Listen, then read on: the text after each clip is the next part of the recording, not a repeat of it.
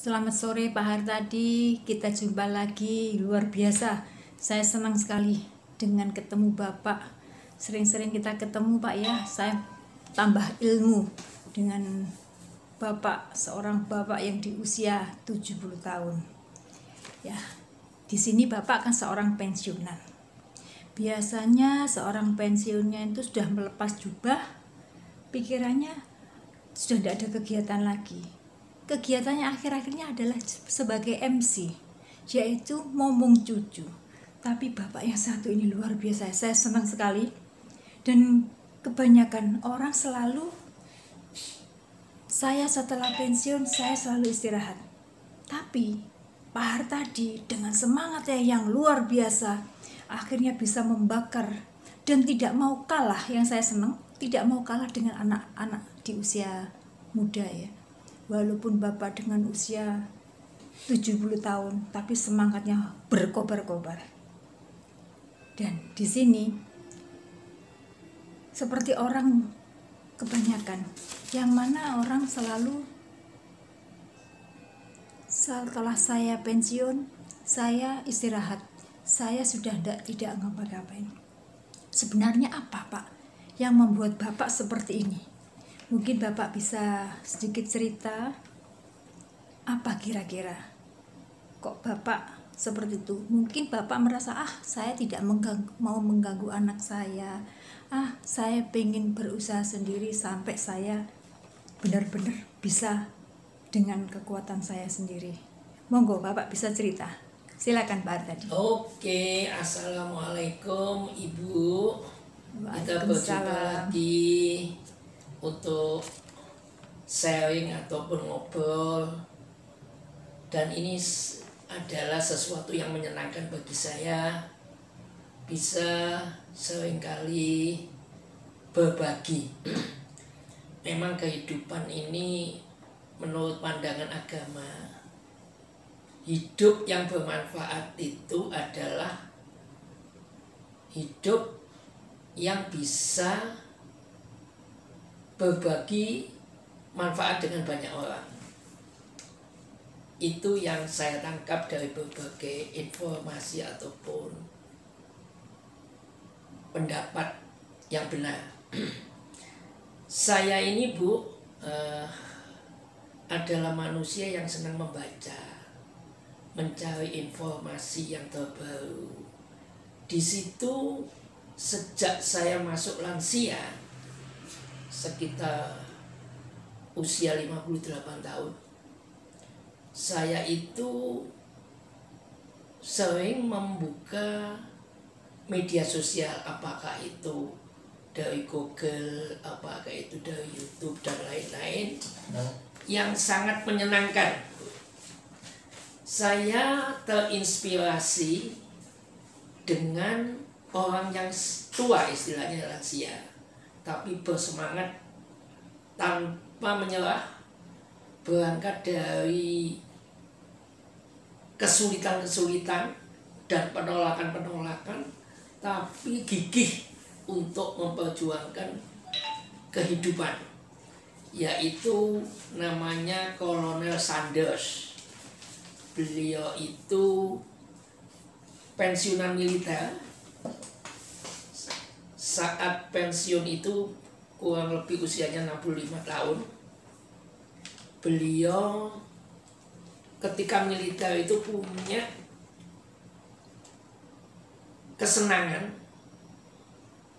untuk masakan. Nah, ketika dia pensiun, langsung dengan modal $200. $200 itu juga tidak banyak. Beliau tuh keliling ke satu negara ke negara lain untuk menawarkan resep masakan itu ke banyak orang, banyak restoran. Dan dari keliling itu tanpa menyerah, selalu ada penolakan. Bagi dia penolakan itu adalah jalan untuk sukses.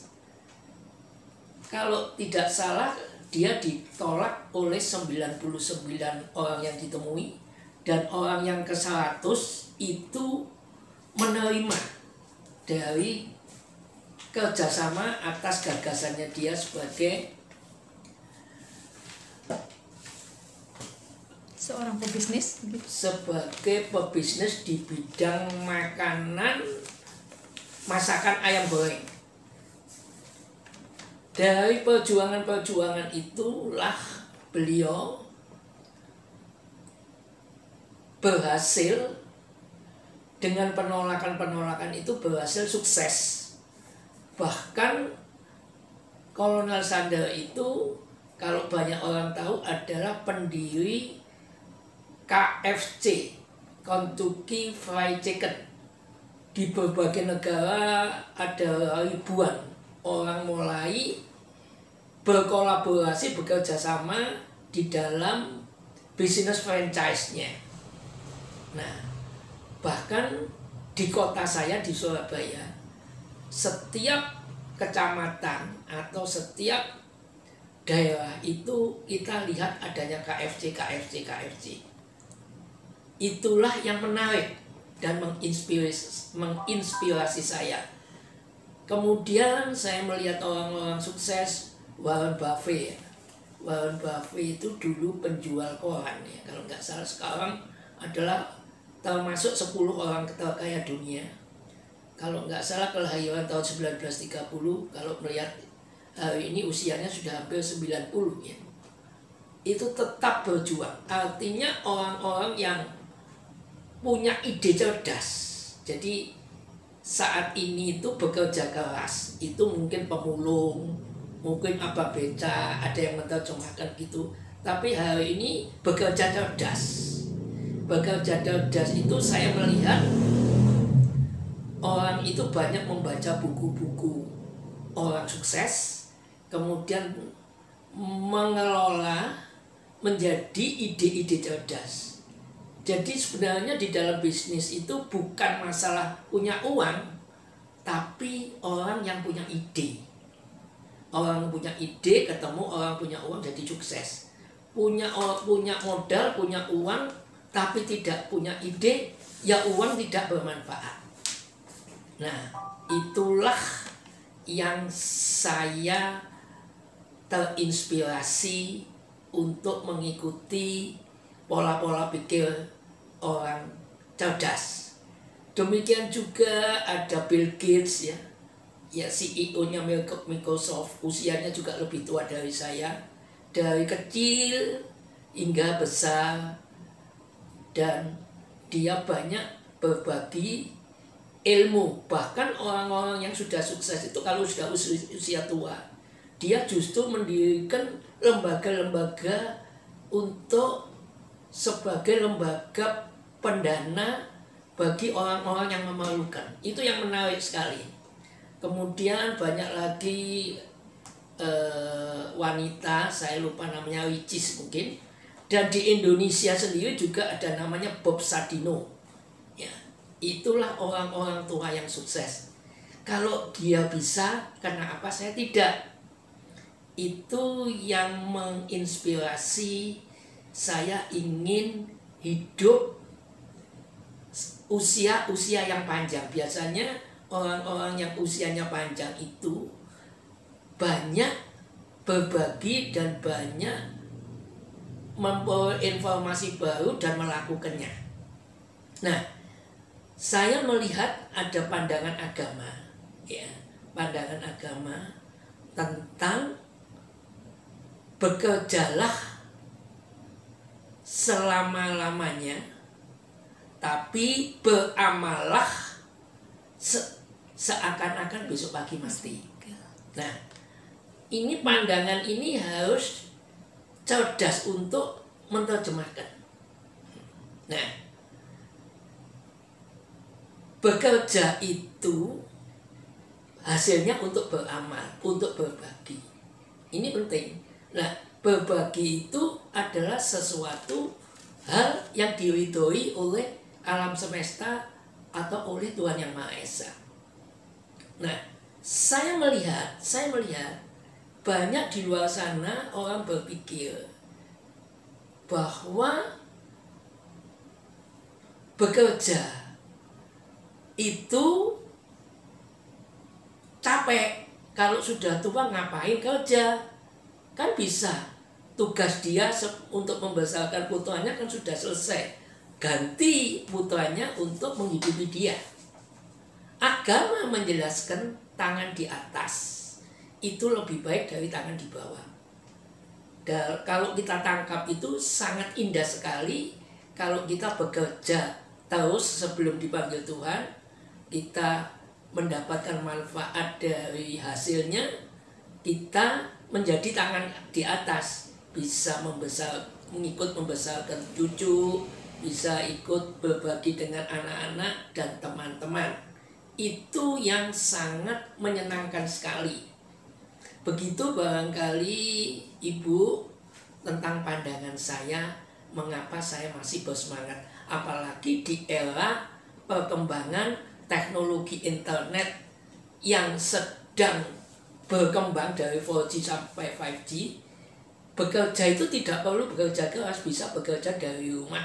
Karena kita bisa bertemu dengan teknologi, bertemu jarak jauh yang namanya future of work ataupun remote working. Jadi bukan bertemu dengan online system itu karena pandemi, tapi karena kemajuan teknologi. Begitu barangkali Ibu. Luar biasa ya. Jadi Bapak, kalau Bapak pengen bisnis, jangan kita itu merasa kok aku ditolak orang, gitu. Tetap salah dilakukan. Nanti dari sekian banyak orang, kalau kita selalu melakukan terus, sehingga kita mungkin ada 1-2 orang lah yang mau mengikuti. Jadi kita benar-benar harus yakin bahwa itu akan bisa terlaksana. Soalnya kalau di tengah perjalanan, mungkin kalau kita sudah tidak ada kegiatan, kok ditolak, akhirnya saya malas. Jangan. Jadi luar biasa ya, semangat. Jadi yang penting adalah semangat Bapak. Keyakinan itu benar-benar harus kuat. Dari sini Pak ya, saya selalu mengikuti kegiatan Bapak. Jadi kegiatan apapun lah, saya sangat tertarik sekali. Di dunia yang mana itu masalah kesehatan modern, di mana di era digital, Bapak banyak sekali memberikan sharing-sharing.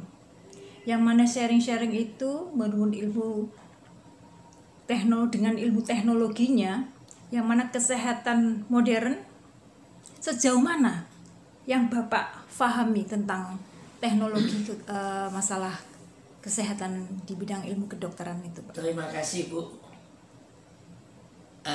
Saya senang ketemu Ibu sehingga saya bisa bercerita apa yang saya lakukan. Jadi begini Bu, banyak pendapat para ahli, tenaga medis, kemudian para konsultan di bidang herbal, konsultan kesehatan, di mana-mana mesti kalimat intinya bahwa sehat itu mahal. Ya, sehat itu mahal. Berarti sakit lebih mahal. Jauh lebih mahal. Menurut saya begitu. Tapi banyak orang di luar sana menerjemahkan sehat itu ketika dia sakit. Karena dia belum sadar waktu itu mungkin ya. Dan yang sangat lucu sekali, saya itu sering ketemu teman-teman saya yang seusia saya, apakah di grup komunitas atau grup di WhatsApp ataupun di sekitar lingkungan kita. Teman-teman saya itu bangga sekali dengan kebijakan pemerintah terhadap asuransi kesehatan yang namanya BPJS. Nah, saya menangkap BPJS itu adalah sesuatu solusi pemerintah dengan pemahaman tentang subsidi silang. Bagi yang tidak mampu, maka BPJS itu sangat bermanfaat. Tapi dunia kesehatan ini jangan dipandang sederhana. Ketika orang itu lansia, maka mayoritas hampir sekitar 70 sampai 80% berprosesnya usia itu menurunkan imunisasi tubuh. Nah, saya melihat sebab utama orang sakit itu bukan karena semata-mata virus, bakteri, jamur ataupun infeksi. Apa yang banyak orang tangkap dari penjelasan beberapa tenaga medis. Itu menjadi stigma bahwa sakit minum obat, sakit dirawat oleh medis. Jadi karena nggak bingung dia, alah kalau saya sakit ya ke dokter, alah kalau saya sakit pakai BPJS dan seterusnya. Ada yang orang lama sakit itu ke Dukun. ahli kesehatan yang lain itu ya. Saya melihat bahwa fakta jumlah rumah sakit semakin banyak, jumlah tenaga medis semakin melimpah, bahkan teknologi semakin berkembang dan tidak murah untuk menjadi ahli medis itu. Tapi faktanya orang sakit semakin banyak. Jadi saya jadi bingung. Kok sudah ada asuransi tapi penghuni rumah sakit semakin banyak. Ini menjadi tanda tanya kepada kami. Nah, artinya sehat itu mahal. Ini yang harus diperhatikan, bukan sakit. Maka berprosesnya usia, saya pahami ternyata terjadinya penurunan, berkurangnya regenerasi sel. Karena setelah usianya sudah tinggi, udah tua, udah lansia, dengan sendirinya sel-sel banyak yang mati begitu. Betul. Saya mempelajari dari beberapa penelitian bahwa terjadinya hubungan antara suami istri itu tercipta adanya sel hidup. Sperma dan sel telur ya. Jadi bertemunya sperma dan sel telur, maka secara blatosis berkembang dari sedikit menjadi banyak, menjadi triliunan sel ketika 9 bulan 10 hari lahirlah seorang bayi. Ya. Jadi bayi itu adalah kumpulan triliunan sel menjadikan organ, jaringan menjadi organ menjadi tubuh manusia. Dulu saya sering mendengar di rumah sakit besar itu kalau orang yang mampu ketika bayinya melahirkan maka ada namanya bank untuk menyimpan plasenta, dan itu sekian tahun 20 tahun biayanya sekitar berapa juta, mungkin ya 50 mahal ya, atau berapa mahal. Artinya ada harga ada kualitas. Intinya harga menentukan kualitas. Jadi tidak mungkin harga murah itu kualitasnya baik. Itu tidak ada rumus itu. Itu hanya stigma, fakta demikian. Ini dulu ditangkap. Nah, tapi ada stigma dari kepercayaan orang lama, plasenta ataupun bayi ketika dipotong tali pusatnya itu ada stigma, dibawa pulang, ada yang dibuang ke kali, ada yang dipendem ya, dikubur itu artinya secara kepercayaan itu nanti menandakan anak itu nanti berkembang sebagaimana dirawat. Jadi kaitannya dengan anak itu dengan masa depan ya, karena zaman dulu ya itu ada. Jadi ini ada dua hal keilmuan dan hal kepercayaan. Nah, dengan majunya teknologi maka kita harus berpikir lebih maju lagi. Nah, kembali lagi bahwa manusia itu berangkat dari sel. Nah, ketika dia lahir sampai dengan besar itu kalau dia sakit kembali kepada sel, maka bank stem cell itu diambil untuk diinjeksikan pada orang itu dan anak itu akan sembuh. Apakah sel itu bisa dipakai untuk orang yang lain?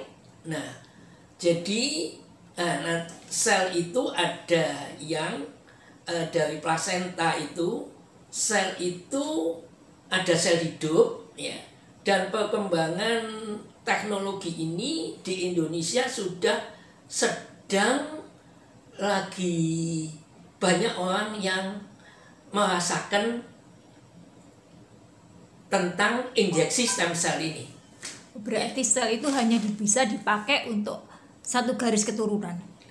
Mungkin begitu, benda betul Bu. Tapi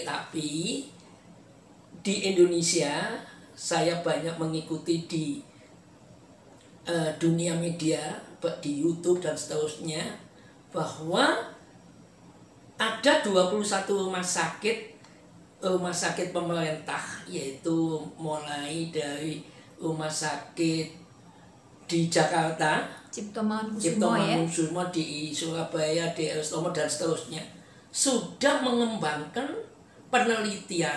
Tentunya penelitian itu biayanya tinggi Bu, jadi pemerintah ini harus menyesuaikan dengan biaya adanya stem cell injeksi terhadap beberapa penyakit-penyakit yang tidak terselesaikan secara medis, ya Bu. Jadi sebenarnya kalau kita banyak tahu bahwa kalau orang itu sakit di saat lansia, mayoritas mesti penyakit yang sudah kronis karena berprosesnya usia dan menurunnya imunisasi tubuh. Lah, dia sendiri lupa bahwa ketika masuk lansia, apa yang harus dilakukan untuk hidup sehat ataupun preventif, mencegah sakit, mencegah lebih mahal daripada mengobati. Orang bisa ngomong itu, tapi dia sendiri tidak pernah terpikirkan ya. Dipikirkan dengan cerdas. Oh, kalau gitu saya perlu untuk sehat terus mencegah. Lah, mencegah itu secara medis perlu adanya pemeriksaan berkala rutin dari laboratorium untuk melihat seberapa jauh dia punya gejala sakit. Dari hasil penelitian dan para penjelasan orang-orang ahli medis, basic dari orang sakit kronis ataupun komplikasi saat tua itu adalah biasanya dipicu oleh gejala diabetes, gejala hipertensi, dan gejala kolesterol. 3 penyakit itu akan kemana-mana ya, berarti. Karena kemajuan teknologi, ya, maka banyak makanan-makanan buatan, ya, makanan buatan, kemudian makanan-makanan yang sudah di frozen ya di mall-mall itu sudah dengan banyak pestisida, ya. Itu justru mengurangi imunisasi tubuh. Hari ini karena kepentingan bisnis, kepentingan ekonomi, jarang sekali makanan-makanan yang segar. Dulu orang lama dia punya tanah besar, nandur sendiri buah, padi dan sebagainya dengan pupuk organik. Hari ini sudah pupuk non organik, yaitu adanya kemajuan daripada buatan, ya. Istilahnya karena orang pengen praktisnya ya. Jadi kecerdasan buatan. Satu contoh, ada pemanis, perasa, ya, pewarna dan seterusnya, itu sudah dianggap sah. Nah, itu yang menyebabkan gejala awal penyakit itu mesti, kalau kita ketemu 10 orang, 4-5 orang pasti punya gejala di ambang batas terhadap hasil laboratorium, khususnya diabetes, kolesterol maupun hipertensi. 3 penyakit ini kalau dibiarkan dan itu tidak terasa di tubuh, maka berprosesnya 5, 10 sampai 15 tahun. Tahu-tahu sudah parah. Tahu-tahu sudah tingkat keparahan yang namanya komplikasi yang membahayakan organ tubuh yang penting, ginjal, jantung, liver, hati, ya, otak, ya. Itu pasti. Nah, Mereka sadar kalau penyakit sakit itu mahal ketika dia terasa hasil laboratoriumnya sudah tinggi di atas normal. Kemudian ketika dia dirawat di ICU atau di gawat darurat, ketika dia masuk operasi, dia baru sadar bahwa sakit itu mahal. Padahal 3 penyakit yang saya jelaskan tadi, adanya kolesterol, diabetes maupun hipertensi. Saya kadang-kadang lucu melihat ada beberapa tenaga medis, saya melihat dia sendiri juga sakit diabetes, bahkan dia suntik insulin. Artinya bahwa diabetes itu tidak bisa sembuh tapi bisa dikendalikan dengan obat-obatan semacamnya. Tapi yang lucu lagi, pasiennya juga banyak dari sakit diabetes. Ini kan lucu, saya kadang-kadang saya berpikir, lalu saya ingin mencari tahu tentang teknologi yang bisa menyelesaikan, mengendalikan penyakit itu menjadi normal. Nah, saya sudah mencoba melakukan sendiri dengan teknologi stem cell oral, dan alhamdulillah saya dan keluarga dan teman-teman saya ketika memakai stem cell oral itu, dia menjadi normal kembali. Dan saya sudah tes sebelum minum stem cell oral itu hasilnya tinggi seperti diabetes, ada namanya HbA1c. Saya waktu periksa pertama masuk tidak normal 6,3 ya. 6,3 itu normal, rujukan 6,3 itu berarti saya prediabetes ya. Tapi setelah saya konsumsi stem cell ternyata turun menjadi 5,4, batas normal. Itu sangat mengejutkan. Bahkan di luar sana ada yang menyebutkan bahwa stem cell oral itu obat dewa dan keajaiban dunia nomor 8. Saya menarik sekali. Harga menentukan kualitas. Nah, karena harga menentukan kualitas, saya mencari tahu bagaimana saya konsumsi murah ataupun bisa gratis. Ternyata ada kemajuan zaman bahwa kita ini bisa berpartner dengan perusahaan-perusahaan besar dengan melakukan kolaborasi, kemudian dengan memiliki adanya hak usahanya yang namanya personal franchise. Nanti akan kita jelaskan pada sesi berikutnya. Jadi saya harus melihat bagaimana bisnis itu menarik sehingga saya bisa konsumsi gratis. Nah, nanti kami akan cerita berikutnya pada sesi yang akan datang bahwa stem cell oral itu adalah bisnis yang menarik dengan modal kecil, hasilnya besar, yang itu banyak disebut namanya personal franchise, dengan bekerja bareng-bareng bersama mendapatkan manfaat finansialnya, kemudian manfaat produknya bisa kita konsumsi dengan murah dan gratis. Barangkali itu Ibu yang bisa saya sampaikan. Monggo, mungkin ada yang kurang jelas. Begini Bapak, tadi Bapak mengatakan ada sekitar 25 rumah sakit besar, di mana 2 sebagai pembinanya. Seingat saya 17 atau 25, mungkin sudah berkembang 25 Bu. Itu ngambil stem cellnya manusia. Mohon maaf, kalau menurut di orang muslim itu kan kalau stem cell ngambil dari satu orang disuntikin ke orang lain itu kan haram, nggak boleh. Lah kira-kira apa yang digunakan di stem cell oral ini Bapak? Ini bisa dijelaskan sedikit? Oke.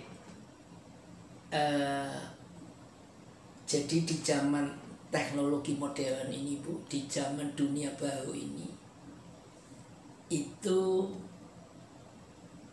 kemampuan belajar tentang teori dan kehidupan ini kadang-kadang ada gagal paham ya. Zaman yang maju ini kita mesti belajar dari kehidupan ya Bu, dari kehidupan. Nah, saya banyak belajar tentang itu ya Bu. Nah, beberapa pendapat dari pemuka agama ya, itu menjelaskan bahwa yang diambil dari organ manusia itu ada pendapat yang menyatakan itu istilahnya tidak disetujui secara pandangan agama. Apakah itu istilah haram dan seterusnya, monggo silakan. Ya, nah itu masih banyak pendapat itu Bu ya. Saya belum bisa meyakinkan, tapi itu banyak pendapat. Ya. Tapi Bapak, mohon maaf, kalau kita manusia satu dan satu yang lainnya, itu kan RNA DNA kan tidak sama. Apa nggak ribet kalau mengambilkan satu sel ke sampaikan ke sel yang lain? Ya, secara teknis Bu, itu kode etik ya. Saya tidak akan masuk secara detail ya. Karena begini Bu, banyak orang melihat Pak bagaimana hasil penelitian ilmiahnya dan seterusnya dan seterusnya. Sekarang lagi gonjang-ganjing ya terhadap hasil penelitian ilmiah. Mungkin Ibu dengar di dunia komunitas kedokteran ada pendapat tentang dokter terawan dan sebagainya, tapi kita tidak perlu melihat itu. Saya melihat gini Bu, orang sakit itu tidak selalu ditentukan dari bakteri, virus, ataupun yang membuat tubuh ini menjadi menderita. Tapi ada beban-beban psikologis, stres, banyak memikirkan hal-hal yang tidak bagus, itu menunjang hampir 50% orang itu sakit. Tapi biasanya beban-beban psikologis itu beban-beban ekonomi. Suka tidak suka, jujur atau tidak jujur. Nah, yang saya melihat bisnis stem cell oral ini, saya melihat dari aspek ekonominya. Ketika saya konsumsi, saya cerita orang lain, terbukti orang lain sembuh, maka perusahaan memberikan satu penghasilan kepada Dika, bagian dari keuntungan perusahaan. Itulah yang dinamakan bisnis personal franchise. Itu yang menarik. Saya melihat dari itu, saya menyenangi, sehingga beban psikologis itu berkurang, menjadikan orang itu jadi sehat. Ya, apalagi konsumsi produknya itu dulu. Dan ini teknologi modern, dia diciptakan setelah teknologi lama tentang obat-obatan itu yang sekian tahun itu berkembang, tapi ini lebih berkembang karena dengan nama teknologi modern di bidang kedokteran. Ya, akibat teknologi semakin maju, maka semua yang bermanfaat itu menjadikan hal yang menyenangkan. Barangkali itu Bu, kita tidak membahas masalah karena bersamaan dengan kesulitan ada kemudahan. Jadi masalah itu akan selesai kalau kita memikirkan terhadap peluangnya. Begitu Bu? Oke Bapak, luar biasa banget ya. Setelah dijabarkan panjang lebar, mungkin kita bisa ketemu lagi nanti, mungkin Bapak bisa cerita untuk episode berikutnya, yaitu tentang bisnisnya. Sangat menarik banget. Yang mana gimana caranya Bapak tadi konsumsi dengan gratis, dengan penghasilan yang tidak ada duanya. Jadi mungkin itu nanti berikutnya saya ketemu Bapak, kita bisa membahas tentang penghasilan dari stem cell oral. Begitu Bapak, terima kasih sekali untuk apa yang telah diceritakan, mungkin bisa bermanfaat bagi teman-teman yang lain. Terima kasih. Wassalamualaikum warahmatullahi wabarakatuh. Terima kasih kembali Bu, mudah-mudahan penjelasan saya ini bisa menginspirasi generasi tua. Karena generasi tua itu di luar sana banyak mengeluh. Kalau sudah mengeluh larinya ke BPJS karena keterbatasan penghasilan. Tapi kalau dia punya tambahan penghasilan, mengeluhnya beda. Cari ada harga, ada kualitas. Begitu Bu, semoga dan mungkin tambahan satu lagi Bapak, yang penting kita harus jangan stres. Lakukan setiap hari, mulai pagi senyum. Kita harus bersenyum, senyum sangat adalah super sekali. Terima kasih. Terima kasih. Wassalamualaikum warahmatullahi wabarakatuh. Waalaikumsalam warahmatullahi wabarakatuh.